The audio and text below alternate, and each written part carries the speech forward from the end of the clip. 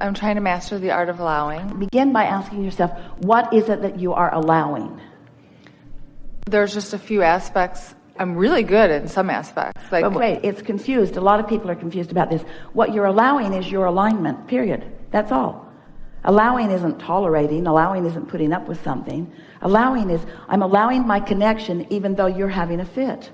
I'm allowing my connection even though money is tight. I'm allowing myself to feel good even though there are conditions in the world that if I were to focus on them, I would feel bad. I'm allowing myself to tune to the frequency of well-being even though the potential of not tuning to the frequency of well-being is rampant around me. And is it normal to bounce around? Because I feel like there are days where I'm like, things are brighter, and I mean, I'm in it. I'm in the vortex. Like, I have had some days recently where I'm like, holy, like, I am in it. Right. You know? And I want more. And I milk it, like you say to milk it. Of course, once you've tasted that, Esther is calling herself a vibrational snob in that way, because once you've experienced that profound clarity, confusion will never do. And yes, it is normal to bounce around in it while you are figuring it out. Okay. And the powerful benefit of that is that it's helping you to find your balance. It's helping you to recall what you want. In other words, whenever you're focused in a way that you don't feel good, that rocket to feel good is stronger. You can't get this wrong, but you can hold yourself unnaturally and unnecessarily in the momentum of negative emotion longer than you want to. And so it's just a matter of, you got to get really selfish. You got to care first and foremost about feeling good. And for someone like you see, we could say to you, in fact we just did, you can't really help your child unless you're tuned in. Mm-hmm. So there are some mothers that will say, all right, I'll do it for my children, which is the wrong reason. A woman we met, sitting in the hot seat, hated where she lived, put up with it for a long time, till the rules changed and her cat could no longer live in the apartment.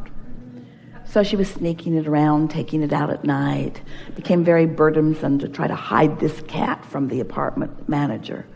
And so finally she moved. And we said, oh yeah, you'll move for your cat. You never liked that place. You never liked that place. And so most of you are sort of trained to believe that you're not supposed to do it for you, but you are. If you're not selfish enough to tune to the frequency that feels really good to you, then you don't have anything to give anyone. No, I know. I love that. Yeah. How does that apply to collective consciousness? With all of the negative things happening in the world, which I block out. I don't watch TV. I don't read the newspaper because it affects me, my vibration. Then how do you know there's negative things in the world? But there is, because there is. I mean, there's things that I can't read or but do. But just now, when you said all the negative things in the world that I block out, and we say, I do live in the world. I know, but it's not a part of my specific space. But how much do we have an effect on collective consciousness? Well, instead of talking about all of the things that could potentially get in the way of my receptive mode meaning my alignment with who I really am, instead of talking about what could get in the way of it, let's talk about the receptive mode. Mm-hmm. It really is as simple as that. You see, because when you say I'm blocking out, we say, no, you're not. You might be preventing yourself from seeing that or that or that, but you're not blocking it out. Not giving attention. Well, you are giving attention to it because you're blocking it out. Well, no, I'm not. You're giving attention to this collective thing that you are blocking out, which means it's active in your vibration. Resistance is there. In other words, that resistance. This is a universe based on attraction. There's no exclusion. So when you say no to that thing I do not want, I'm blocking it out. You're not saying no, you're saying yes. Because you're acknowledging its existence, you're acknowledging that it's big, you're acknowledging that it's sort of after you, and that you're blocking it out. And we say, no, you're not. You're not blocking it out. You are carving a pathway without even meaning to. So we know this is annoying, but what it comes down to is recognizing that every subject is really two subjects, wanted and not wanted. And you can tell by the way you feel whether you're leaning in the direction of the wanted or the unwanted. And when you use words like blocking, you are leaning in the direction of not wanted. It just is. So stay in the want. So lighten up, accept that you live in a world of diversity and balance and variety. And bless this world, because out of it you have carved your ideas of who you are and what you want. which are dominant. Acknowledge that the source within you is wrapped all around all of that you want and is looking to you and through you for the fulfillment of all of it. Acknowledge that it doesn't matter what negative or contrasting components helped you come to those conclusions. They are non-issues now because they did their work. You've launched the rocket. It has become a vibrational reality. The source within you is there offering the vibration of that reality in such a powerful way that if you're not doing that thing you do by trying to block that you will find yourself in a vibrational place where you will receive inspiration, and the vibration of it will turn to a thought and an emotion, and then to words, and then to behavior, and then to material objects. Don't you like knowing that? Yeah, I do. I love it. I wish I'm just working on trusting myself with all of it. Well, there's aspects here's of it the that thing. I got. You can't get it wrong because the universe isn't going to change rules on you. Law of attraction isn't going to suddenly... I can change my point of attraction, though. Law of attraction isn't going to suddenly start behaving differently. So you're going to come to understand the effectiveness of what you're doing by what happens in response. And by that we mean by how you feel. You're right. When you get on that run of clarity where you say, holy crap, look what's going on around me. All kinds of manifestations are happening. You can feel that you have allowed momentum to get moving enough that all things around you are cooperating with you. And that is the powerful, natural feeling of who you are. That's the way life is supposed to feel to you. And when you're worried about something or fussing about something, you can feel yourself all pulled apart and it feels like it's that one's fault and that one's fault and that one's fault. All it is you've lost focus. You've lost your connection to who you really are and let other things sort of come in. Well, there's no harm in that, because the worst thing and the best thing that happens out of that is that you shore up your desire in a stronger way. And the worst thing and the best thing that happens in that is that you're aware that you're not a vibrational match to it. And when you find your way back to alignment with something that contrast has helped you to create, oh, there's impetus and momentum in that. None of you want absence of contrast. You all want to keep figuring it out. You're an evolving being. The thing that you do, and we are a catalyst to it here in this conversation because it feels to you like we're in corrective mode. But here's the thing that we most want you to hear about this. You never get it done and you can't get it wrong. And lightening up, not holding yourself to such strict standards, is really what we desire for you. We want you to talk about what a good mother you are, and talk about what fantastic kids you have, and talk about what a wonderful life you do, which you do often. And we want you to get 100% out of the problem-solving mode. 100% out of the problem-solving mode. Because the problem-solving mode is always the blocking mode. It's always the resistant mode. The problem-solving mode always clouds your receptivity. And your receptivity is the only thing that you're reaching for. And you want to demonstrate your receptivity to your children so that they begin saying things like, Mom, why are you always in a good mood? Mom, why don't things bother you? And the answer is, because I don't like to be bothered. Yeah, but Mom, there's stuff around that just bothers me. Isn't there stuff around that bothers you? Probably, but I just don't pay any attention to it because I don't want to feel bothered. But Mom, what if there's something really big that you just can't not see? Well, I've been practicing not seeing it for so long that I just don't see very many problems. My life is so good and I just expect things to go well for me, and things just do go well for me, and that's just the way it's supposed to be. I don't know when I figured it out. I wasn't little and smart like you are when I figured it out. Maybe I knew it and forgot it, and now I'm remembering it, and I hope you never forget it. That's the kind of conversation you want to have with them. But I just started realizing that when I feel good, things go good. So I just started really paying attention to my mood. And I found out I can always control my mood. I can't control what's happening out there, but I can control my mood. Well, how? What if something bad happens? How can you look at something bad and control your mood, Mom? Oh, I can't. Can't look at bad things and feel good, so I just don't look at them.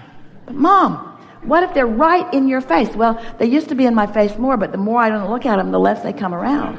So stuff that bothers me becomes less and less, and I just get happier and happier. Perfect. But Mom, my teacher says, I know, honey, I know. Everybody sort of has a different way of doing this. There's lots of different people living lots of different things. There are people who have a lot of well-being and the people that don't have so much.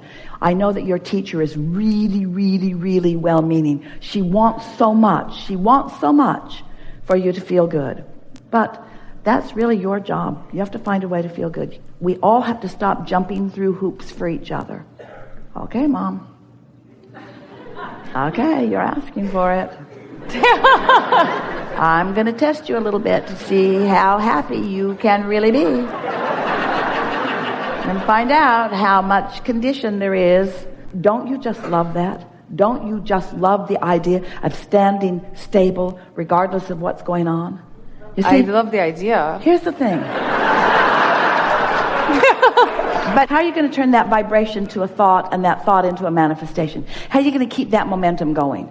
You keep that momentum going by beginning again tomorrow and beginning again tomorrow. There are so many situations where it feels like, all right, Abraham, I accept that you're teaching unconditional love, and I want to experience unconditional love. So does that mean I turn my eyes away from conditions that don't bother me? No, it means that you find love that only let things that put you in the receptive mode for things you like. See, unconditional love, the reason that it is so important is because conditions will take you this way and this way and this way and this way and this way and this way and this way. But if you're reaching for the feeling, the emotion of love, if that's the manifestation that you're going for. In other words, you're not going for the manifestation of your child figuring this all out. You're just going for the manifestation within you of loving your child. Well, that's easy to do unless you mess it all up with the things that are bothering him. So if you're just going for the manifestation of love, that's easy. It's the most natural instinct that you have. So sometimes as we talk about unconditional love, people think that what we mean is you'll get really good at this. You'll get tuned in, tapped in, turned on. You'll get in sync with source. One who's connected to the stream is more powerful than a million who aren't. And then you will control the conditions around you so that you can feel good. A lot of people, that's as far as they're getting in this conversation of unconditional love.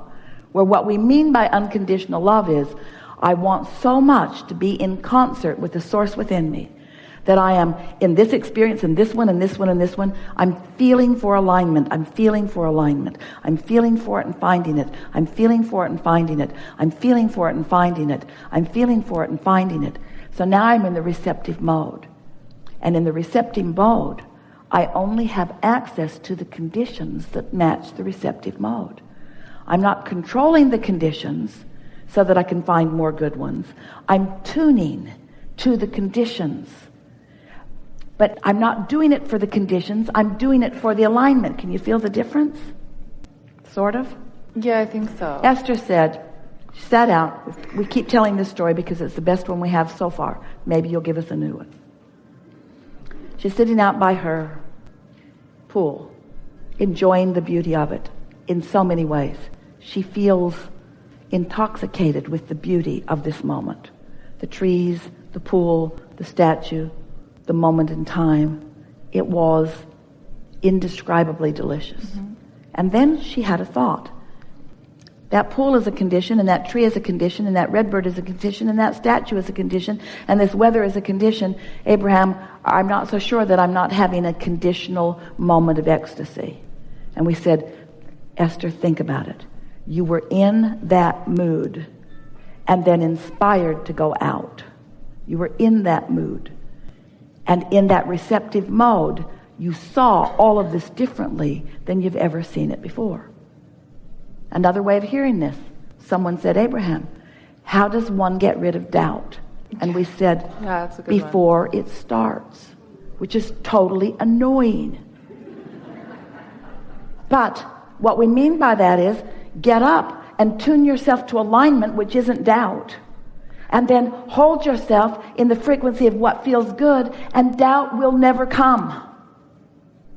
But if you wait till it comes and then you try to get rid of it, all you do is validate it and practice the vibration of it longer. Can you feel this? Yeah, but we're out here on the leading edge. It moves so fast in your head. Like, how do you get in front of it before it comes through? Well, At first it moves so fast, but in time you will be out ahead of it. And you know that because you just described to us blocks of time, large blocks of time, when you were out ahead of it.